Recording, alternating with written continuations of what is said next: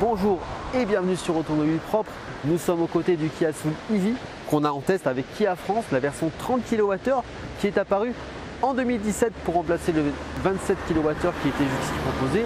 Autonomie NEDC annoncée 250 km. Donc est-ce que ce crossover électrique est toujours dans la course avec la multitude de nouveaux modèles qui est en passe d'arrivée? C'est ce qu'on va découvrir à travers cet essai.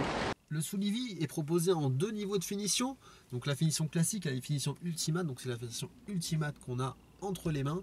Donc en termes d'options et de finition, donc il faut savoir que les deux versions ont exactement la même motorisation, la même batterie. Donc c'est motorisation, c'est 81 kW, 110 chevaux et batterie 30 kWh pour les deux, donc ça ne change pas. Par contre, la version haut de gamme aura pas mal d'équipements de confort supplémentaires, notamment les sièges chauffants, la sellerie cuir, volant chauffant et différentes caractéristiques en plus. Ce qu'on va retrouver sur les deux versions, c'est l'écran tactile central avec différentes informations et notamment un menu dédié au véhicule électrique. Donc sur ce menu, on a différentes indications, notamment l'autonomie restante, les stations à proximité. Alors ça attention parce que finalement, les stations à proximité, c'est pas forcément toujours mis à jour. Malheureusement, on s'en a aperçu lors de l'essai. Les infos énergétiques sur la batterie restante, les éléments sur la conduite économique. Donc on a l'aperçu de l'autonomie, donc on a une espèce de cercle qui nous indique jusqu'à quelle distance on peut aller. Voilà, c'est sympathique, mais il faut savoir que ça prend pas forcément en compte la topographie, le type de route utilisée. Donc ça c'est un peu une affaire à se faire avoir, hein, donc sur l'autonomie. Donc bon, voilà, ça a le mérite d'exister, mais il faut quand même faire relativement attention. Sur le sélecteur de vitesse, on a différentes positions, différents modes. Donc au mode classique, reverse, neutre et drive, on a un mode B qu'on retrouve dans beaucoup de voitures électriques et qui permet de maximiser l'effet du frein moteur pour récupérer davantage d'énergie en phase de freinage et de décélération. Le Kia Soul EV, c'est deux connecteurs pour la recharge. Donc à gauche, l'orange, c'est la charge AC, donc ça monte jusqu'à 7 kW de puissance avec la bande adaptée. Et à droite, c'est la charge protocole CHAdeMO. Avec une bande rapide, on arrive à peu près à 80 kW de puissance. Alors, on continue notre essai du Kia Soul EV. Donc, on vient de passer les 50 km parcourus. Alors, on voit un petit peu la batterie, 82% d'autonomie restante. Ça veut dire qu'on a consommé 18% depuis notre départ. Donc, la valeur de consommation, on l'a sur l'écran. Je crois qu'on est sur du 12 kWh, donc c'est une bonne moyenne. Sachant que là, depuis qu'on est parti, on a fait zéro autoroute. On est vraiment parti depuis, ensuite en fait, on longe le bord de mer. Donc c'est principalement des routes limitées à 50. Et on utilise le mode éco qui est largement suffisant pour ce type de parcours. Donc là, on prend direction Grimaud pour faire une recharge intermédiaire. Donc Grimaud, ça doit être dans 30-40 km. Donc, normalement, on va être large et vraiment la charge vraiment servir de confort et de profiter de la pause déjeuner pour mettre un petit peu de watts dans notre Soul EV. On l'a pas fait exprès, hein, mais on arrive là, on s'est arrêté à la bande, donc plus de bande à Grimaud. 99,9 km au compteur, on l'a vraiment pas fait du tout exprès. 63% d'énergie encore dans la batterie, donc on a consommé 37% pour faire 100 bornes, donc vraiment un bon chiffre de cette Soul EV. Alors si on regarde un petit peu les infos liées à la consommation, 11 kWh tout pile sur le parcours. Donc c'est vraiment une belle performance. Donc là on va recharger, on va s'arrêter déjeuner et puis on repartira. Et je pense que pour le coup, comme c'est une bande qui charge à 22 et que le Kia a 7 kW en AC, on va repartir avec le plein pour la suite du périple. On passe la carte, le petit voyant recharge allumé. Bon, c'est vrai qu'on ne voit pas très bien sur la bande, mais ce qui est l'indicateur, c'est ce qu'on a ici. Donc là on sait que notre voiture elle charge, donc c'est parfait. Donc bon appétit, on va aller manger. Bon alors on a fini de manger, là je n'ai même pas fini la glace. On va aller voir un peu l'état de charge de la batterie. On a commencé à charger donc 13h30, il est 15h, on a commencé à 63%, on a arrivé à la batterie à 86%. Donc, si vous voulez la charger en entier, il faudra attendre encore 55 minutes, mais nous on n'a pas forcément besoin de ça. On va repartir très loin, donc c'est pas la peine, donc on va arrêter là.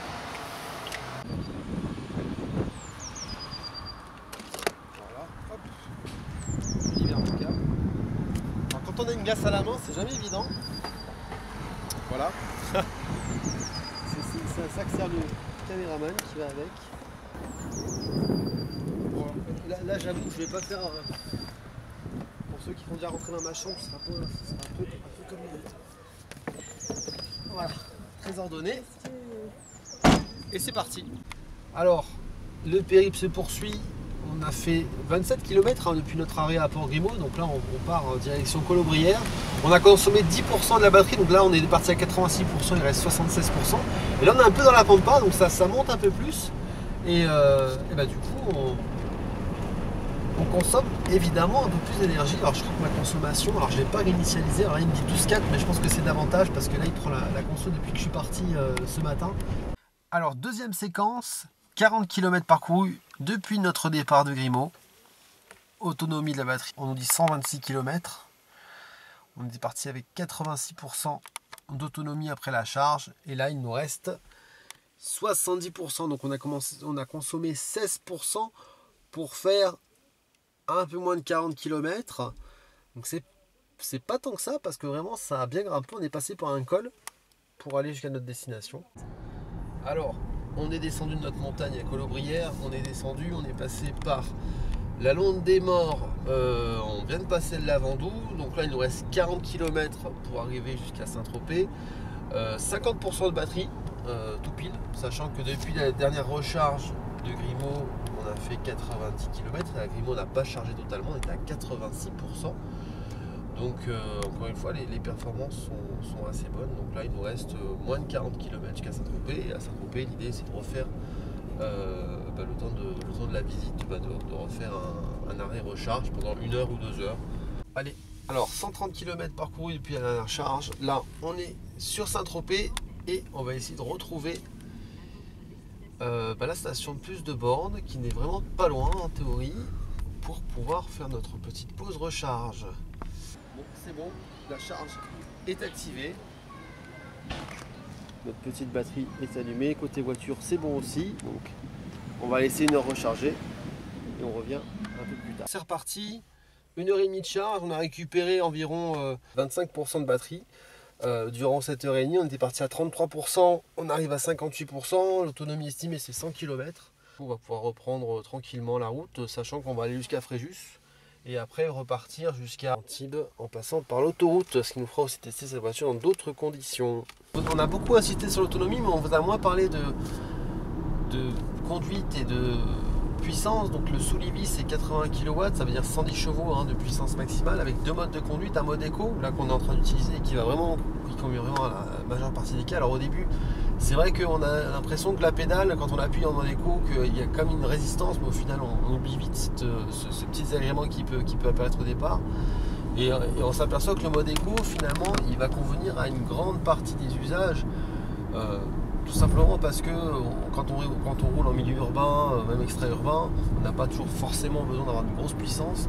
Donc finalement le mode classique, on l'a surtout utilisé lorsqu'il a fallu faire un dépassement éventuellement, ou éventuellement pour démarrer un feu rouge, pour scotcher les thermiques, tout ça c'est rigolo, ça on le fait de temps en temps, mais c'est pas vraiment utile.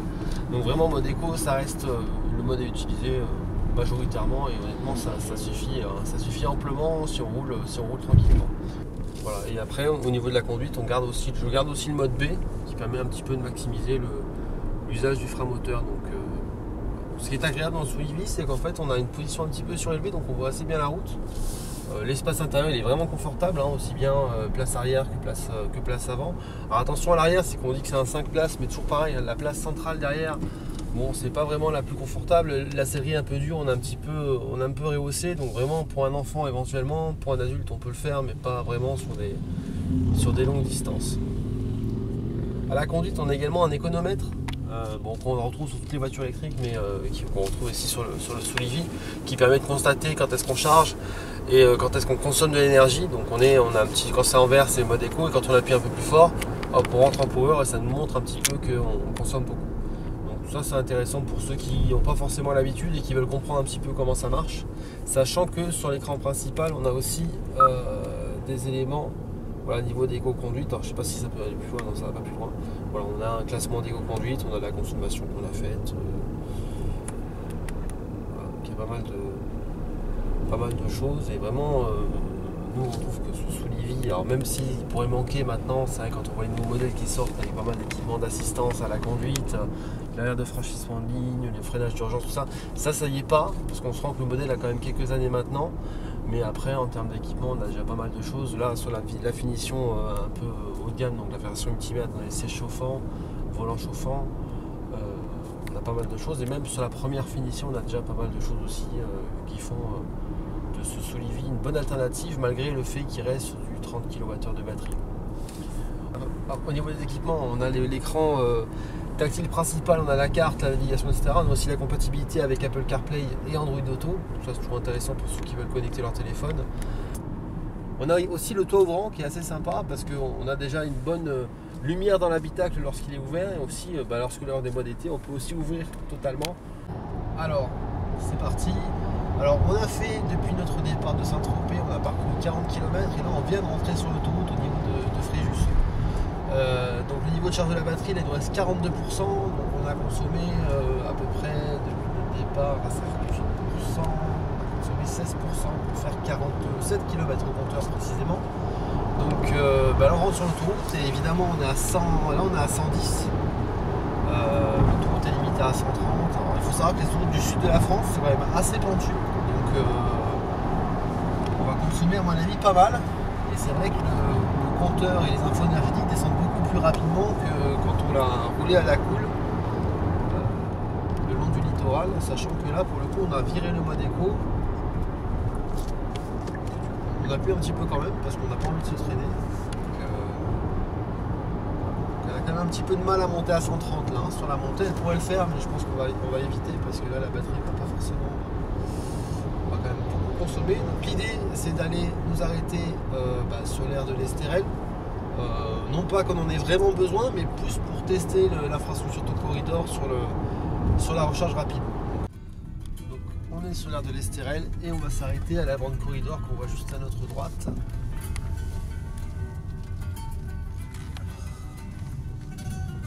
Donc on a de la chance, elle est libre. On va se poser. Bon, on va pas charger longtemps, on charge vraiment que 10-15 minutes, le temps de faire une escale technique et après on repart.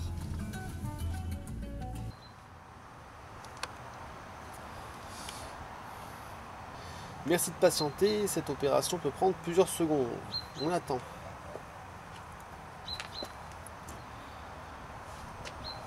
Pour le faire, on a du temps.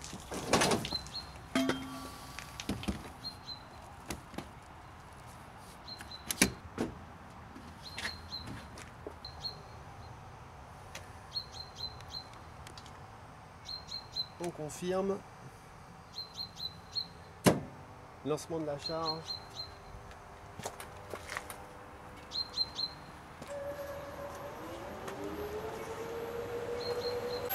Ceci n'est pas un avion, c'est un chargeur du réseau Corridor. Ça fait du bruit, mais ça marche.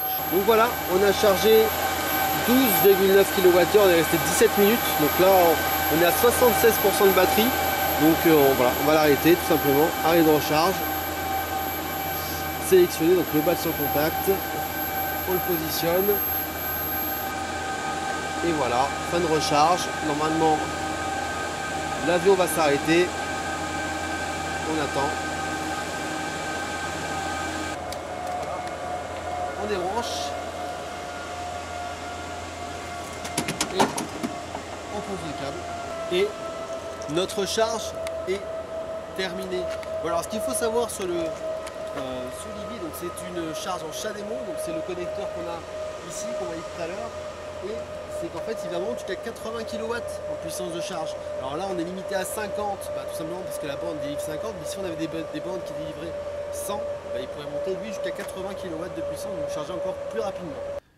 Voilà, donc là on va terminer l'essai et retour au bercail en passant par l'autoroute encore une fois.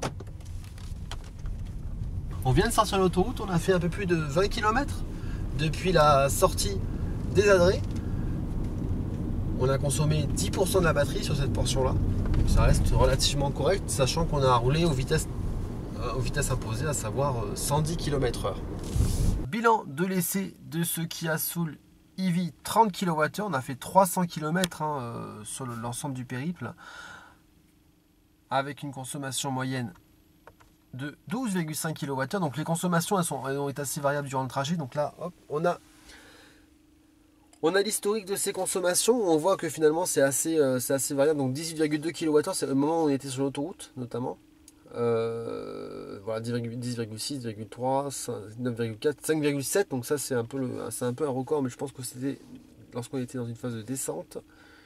Voilà, sinon la moyenne ça a été établie à 12,5 kWh lors de l'essai, sachant qu'on est sur une moyenne favorable parce qu'en fait on n'a ni utilisé la climatisation ni utilisé le chauffage. Donc c'était un petit peu des conditions optimales pour tester l'autonomie et les performances de ce Kia Soul EV. Plus de 300 km parcourus lors de cet essai, 12,5 kWh de consommation moyenne. On aura fait au total 3 recharges lors du périple. Alors ça peut paraître beaucoup, mais en fait, on est parti du principe qu'on rechargeait lorsqu'on s'arrêtait. Donc finalement, on n'a jamais attendu que la batterie soit totalement vide pour la recharger. 30 kWh pour le Soul EV, est-ce suffisant par rapport à l'offre concurrente? 200 km réels, c'est atteignable par rapport aux 250 km d'autonomie NEDC annoncé par le constructeur et ça permet déjà de couvrir beaucoup d'usages. On espère que cet essai du Soul EV vous aura plu et qui vous aura donné envie de vous intéresser au modèle mais aussi à la voiture électrique en général. Sur ce point, si vous voulez en savoir plus, n'hésitez pas à nous suivre sur automobilepropre.com. Merci, à bientôt.